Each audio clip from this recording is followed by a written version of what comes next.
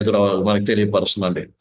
రెండోది ప్రియులారా, రెండో లక్షణం ఏంటంటే ప్రియులారా, ఇది చాలా చాలా తెలివి కలిగినటువంటిది. ఏంటంటే తెలివి కలిగినటువంటిది. అర్థమవుతుందండి?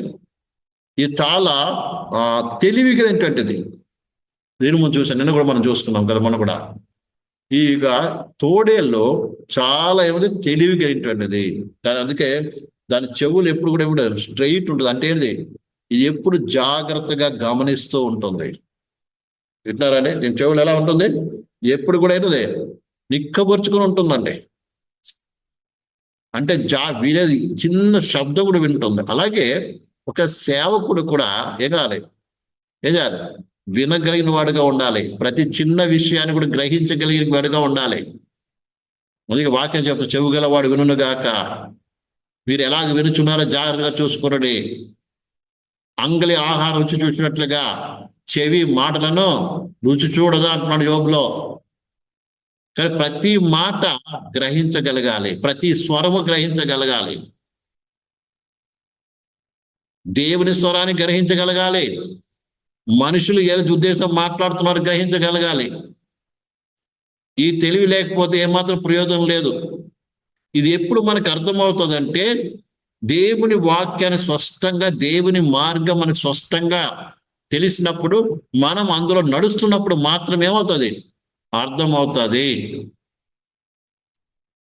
అప్పుడే ఒకవేళ ఇతరులు చేసిన ప్రసంగము కూడా ఇది దైవానుసారమైనదా, సొంత ఉద్దేశానుసారమైనదా, ఇది లోకానుసారమైనదా, ఆత్మానుసారమైనదా, ఇది దేవుని నుంచి వస్తుందా, సొంత మనసు నుంచి వస్తుందా, ఇది గ్రహించడం ఏం చేయాలి. మనం కూడా జాగ్రత్తగా, మనకు కూడా చెవులు ఎలా ఉండాలి, జాగ్రత్త వినేవారికి ఉండాలి. బైబిల్ చెప్తుంది, వినుటకు వేగిరపడి వారును మాట నిదానించి వారిని ఉండాలంటున్నాడు ప్రియులారా.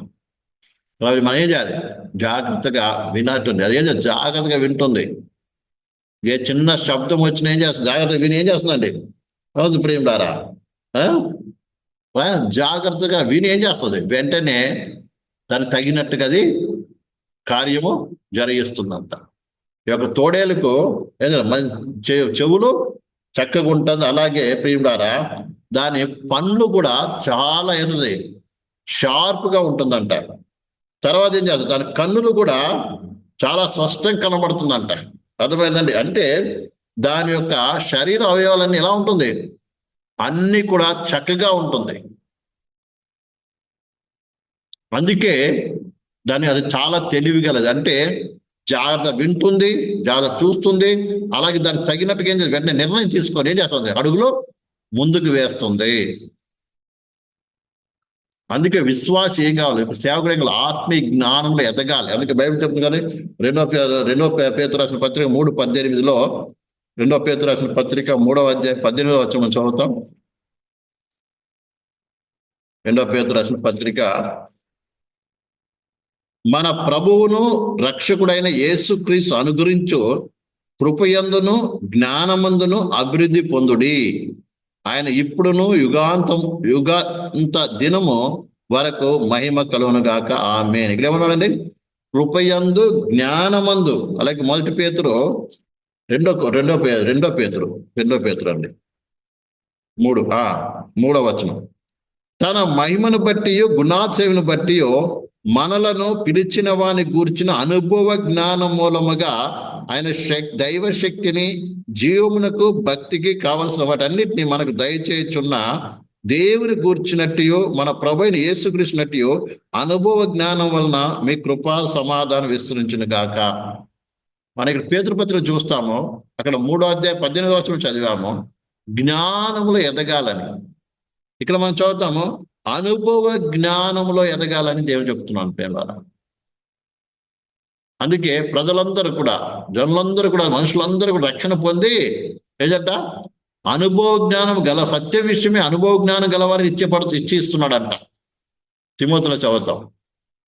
కాబట్టి మనకి ఏం చేయాలి, ఏ వాక్యమైతే వింటున్నామో, లేకుండా మనం ఏదైతే అన్ని విషయాలు ఏం కావాలి, జ్ఞానం అనేది చాలా ముఖ్యమైనది.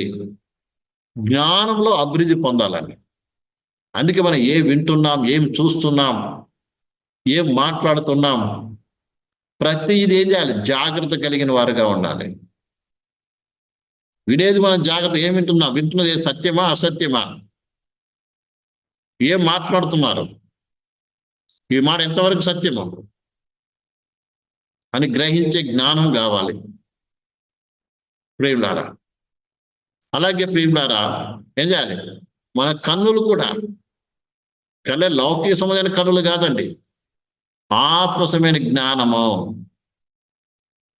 ఏ విషయమైనా మనం ముందుకు వచ్చినప్పుడు దేవుని వాక్యంతో సరిచూసుకోవాలి. ఏదైనా కూడా దేవుని వాక్యం సరిచూసుకోవాలి. అర్థమైందండి? అందుకే మన కన్నులు ఎప్పుడు ఎలా ఉండాలి, తేటగా ఉండాలి. అందుకే దేవునికి చెప్తుంది, మన కంట్లో దూలం మన కంట్లో దూలం పెట్టుకొని ఇంకొకరి కంట్లో నలుసును ఎంచనేలా అంటున్నాడు. అంటే మన కన్నులు క్లియర్ గా ఉంటేనే ఇంకొకరి కన్నులో ఉన్నటువంటి ధూళిని తీయగలము. అక్కడ వాక్యం ఏంటిదంటే మన జీవితం సరిగా ఉండాలి, స్పష్టంగా ఉండాలి, క్లియర్ గా ఉండాలి, దాపరికి ఉండకూడదు. అందుకే దేవుని సేవకులు ఎప్పుడు కూడా అన్నిటి ఏం కలిగి ఉండాలి, క్లియర్ గా ఉండాలి. మన అనేకలు దాచిపెట్టేస్తాం, విశ్వాసులు తెలియకుండా, సంఘానికి తెలియకుండా ఏం చేస్తాం, మన జీవితాన్ని దాచిపెట్టేస్తాం.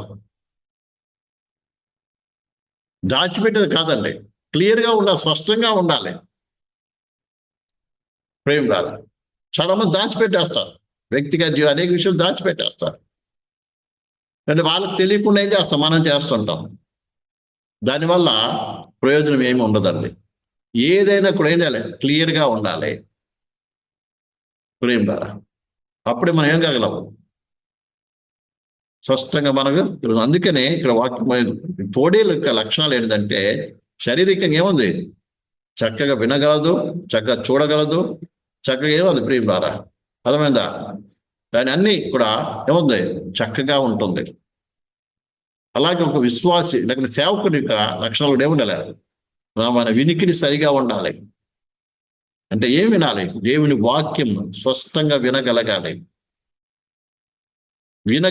ఏది కరెక్ట్, ఏది రాంగ్, ఈ మాట తప్ప ఒప్ప. అది యోబులు అంటాడు, అంగలి ఆహారం రుచి చూసినట్లుగా మాట చెవి గ్రహించదా అంటాడు.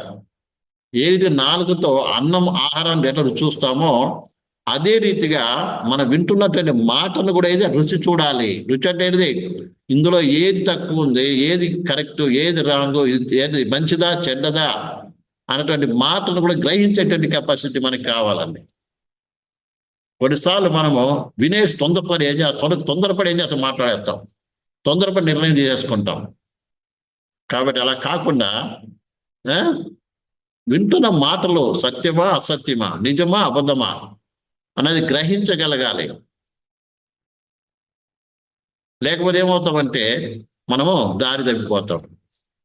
చివరికి మంచోళ్ళని చెడ్డలు అనుకుంటే చెడ్డలు మంచి అనుకుంటాం, మంచిని చెడు అనుకుంటే చెడు మంచి అనుకుంటాం. కాబట్టి ఈ విషయాన్ని మనం బాగా అర్థం చేసుకోవాలి. కాబట్టి అందుకని జ్ఞానంలో ఎదగాలి. వినే విషయంలో మనం జ్ఞానం కావాలి, చూసే విషయంలో జ్ఞానం కావాలి, మాట్లాడే విషయంలో జ్ఞానం కావాలి. అన్ని విషయాలు అయితే జ్ఞానంలో ఎదగాలని దేవుని వాక్యం మనము చూస్తున్నాం ప్రేమ. అందుకే అన్ని విషయాలు ఎదగాలని కూడా దేవుని వాక్యం మనము చూస్తున్నాం. ఫిలిప్ రాసిన పత్రిక 3:8. ఫిలిప్ రాసిన పత్రిక 3:8. నిశ్చయముగా నా ప్రభు అయిన యేసుక్రీస్తును కూర్చిన అతి శ్రేష్టమైన జ్ఞానం నిమిత్తము సమస్తము నష్టముగా ఎంచుకొనుచున్నాను. నిజంగా ఇక్కడ దేవుని గురించిన జ్ఞానం, క్రీస్తుని గురించి జ్ఞానం విషయంలో కూడా ఎదగాలంటే అంటున్నాడు, దేవుని గురించిన జ్ఞానము నువ్వు ఎరగాలి అంటే ఈ లోక సంబంధంగా ఏదైతే లాభకరంగా ఉన్నదో దాన్ని నష్టముగా ఎంచుకోవాలంట. అర్థమైందండి? నీకు ఏదైతే లాభం అనిపిస్తుందో అనేది నష్టముగా ఎంచుకోవాలని ఇక్కడ చెప్తున్నాడు. అప్పుడే ఏమవుతుంది, దేవుడు ఏంటో అర్థమవుతుంది. అందుకే నేను ఈ మధ్య శిష్యత్వం గురించి నేర్పిస్తున్నాను ప్రేమ ద్వారా. ఎందుకు యేసు ప్రభు శిష్యుడిగా ఉండమన్నాడు? శిష్యుడు అంటే ఏంటిదంటే ఆయన వెంబడించాలి. వెంబడించడం అంటే అర్థం ఏంటిది, అన్ని విడిచిపెట్టి వెంబడించమంటున్నాడు. అంటే దాని అర్థం ఏంటిది? వాళ్ళ ఆధారం ఏంటిది? కేవలం యేసు ప్రభు మాత్రమే, ఇక వేరే ఆధారం లేదండి. అలాగే సేవకుడు ఏం కావాలి? కేవలం ప్రభు మీద ఆధారపడి జీవించాలి. ప్రభు మీద ఆధారపడాలంటే కూడా అది దేనికైనా సరే ప్రభు మీద ఆధారపడి ఏం చేయాలి? జీవించాలి. అలాగే ప్రభు మనల్ని ఎలా నడిపిస్తాడో ఆ రీతి నడవటం నేర్చుకోవాలి. నాకు చెప్పుకున్నట్లు, అయ్యో ఇది మా వల్ల కాదండి, ఇది నా వల్ల కాదు, నేను అది చేయలేను, ఇది చేయలేను, అలా ఉండలేను, ఇలా ఉండలేనంటే నువ్వు ఆయన శిష్యుడు కాలేవు, సేవకుడు అంతకన్నా కాలేవు. విషయాన్ని బాగా అర్థం చేసుకోవాలి. అందుకే ప్రత్యేక శిష్యుడికి ఏర్పాటు చేసుకున్నాడు. శిష్యులకు మాత్రమే బోధించే అధికారం ఇచ్చాడండి బైబిల్లో. మనం యెషయా గ్రంథం చదివినప్పుడు, అలాగే మత్తయి సువార్త 20లో 20వ అధ్యాయం 28 20లో కూడా చూసినప్పుడు కూడా శిష్యులకు మాత్రం ఆజ్ఞాపించాడు చూస్తున్నాడు. ఎప్పుడైతే శిష్యత్వ లక్షణాలు ఉంటాయో అప్పుడే ఆ అనుభవంలో ఎప్పుడైతే అప్పుడే యేసు ప్రభు యొక్క ఉపదేశం అనేది నీకు పరిశోధన బోధిస్తాడు.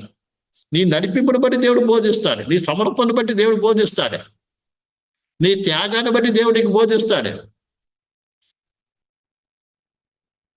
అప్పుడే నీ బోధన కూడా ఏముంటుంది? శక్తి ఉంటుంది, శక్తి పని చేస్తుందండి. సత్య విషయంలో అనుభవం కావాలి, నడవాలి, నడిచినప్పుడే నీకు ఆ భక్తి ఉంటుంది. విశ్వాస జీవితం లేనప్పుడు విశ్వాసం ఏం బోధించగలుగుతాం చెప్పండి? ఇదే విశ్వాసం అనుకుంటారు కదా, చాలా మంది విశ్వాసమే లేదండి. విశ్వాసం లేదు.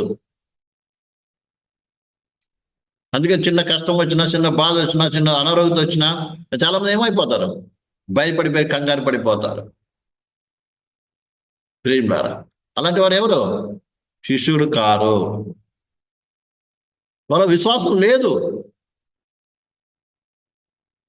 దేవుడు నాలో ఉన్నాడు, జీవాధిపతి ఉన్నాడు, ఆయన జీవింపజేసేవాడు, మరణమైన జీవమైన ఆయన ఉన్నాడు నాకు. ఆయన చూసుకుంటారు. ఆయన ఎన్ని రోజులు ఉంటానని చూసుకుని లేకుండా వెళ్తాను ప్రియులారా. కానీ ఆయన విశ్వాసం చాలా మందికి లేదు ప్రియులారా. కారణం ఏంటిది? వారి మనసులో, వారి హృదయాలు ఇంకా ఎక్కడెక్కడో లోకసంగా అయితే అత్తుకొని ఉన్నాయి. అప్పుడు పౌలు ఏమన్నాడు? యేసుక్రీస్తు యొక్క అతి శ్రేష్టమైన జ్ఞానం నిమిత్తం అంటున్నాడు కదండి. ఏంటంట? నిశ్చయముగా నా ప్రభు అయిన యేసుక్రీస్తును గూర్చిన అతి శ్రేష్టమైన జ్ఞానం నిమిత్తము సమస్తము నష్టముగా ఎంచుకొనిచున్నాను. ఆయన అందుకే అంటాడు. దీనికి ముందు ఇక్కడ ఇంకా ముందుకు చూసినట్లయితే ఇంకా కింద చదువుట 9వ వచనం చదువుదాం. క్రీస్తును సంపాదించుకొని ధర్మశాస్త్రములు నా నీతిని కాక క్రీస్తునందు విశ్వాసములు నీతిని అనగా విశ్వాసం బట్టి దేవుని అనుగ్రహించు గెలవనాయి. ఆయన యందు అగుపడి నిమిత్తము ఏ విధము చేతనైనా మృతులో నుండి నాకు పునరుద్ధానము కలగవాలని ఆయన మరణ విషయం సమాన అనుభవం గెలవాలని ఆయనను ఆయన పునరుద్ధాన బలమును ఎరుగు నిమిత్తము ఆయన శ్రమల పాలివనై ఉండుట ఎట్టిదో ఎరుగు నిమిత్తము సమస్తము నష్టపరుచుకొని వాడిని పెంటతో సమానంగా ఎంచుకొనిచున్నాను అంటున్నాడు. నేను ఆయన ఎరగాలి, ఆయన శక్తిని ఎరగాలి, ఆయన మహిమను ఎరగాలి, ఆయన బలాన్ని ఎరగాలి. అందుకొరకు ఏ రీతిగా అయితే అన్ని విడిచిపెట్టుకుని ఈ లోకంలో వచ్చి ఒక సామాన్యమైన జీవితాన్ని ఎలా కొనసాగించాడో అదే రీతిగా నేను కూడా కొనసాగించాలన్నటువంటి ఒక ఏం చేస్తున్నాడండి? ఆ అనుభవం నేను కూడా సాగాలి. ఆ శక్తి ఏంటిదో, ఆ మహిమ ఏంటిదో, ఆ బలం ఏంటిదో ఏం చేయాలి? నేను తెలుసుకోవాలని ప్రియులారా ఆశ్రి తను ఏం చేస్తున్నాడు? వెంబడేసుకొని వచ్చి వస్తున్నాం ప్రియులారా. ఎందుకంటే అనుభవపూర్వకంగా తెలుసుకోవాలి, అనుభవ జ్ఞానం పొందుకోవాలి. అప్పుడే ఆయనలాగా నేను మార్చబడగలను. అప్పుడే ఆ శక్తి మనలోకి వస్తేనే మనం ఆయనలాగా మార్చబడగలము. కాబట్టి ఈ విషయం మనం అర్థం చేసుకోవాలి. అందుకే తోడేలు స్వభావం ఏంటిది? అన్ని జాగ్రత్తగా గమనించే స్వభావము, జాగ్రత్తగా ప్రతిదాన్ని వినే స్వభావం, చక్కగా చూసే స్వభావము, చక్కగా మాట్లాడే స్వభావం కలిగిందిగా ఉంటుంది. అది ఒక సేవకులకు అలాంటి స్థితి కలిగి ఉండాలన్నది మనము ఈ వాక్యాన్ని బట్టి మనం నేర్చుకుంటున్నాం ప్రియమైన పిల్లలు.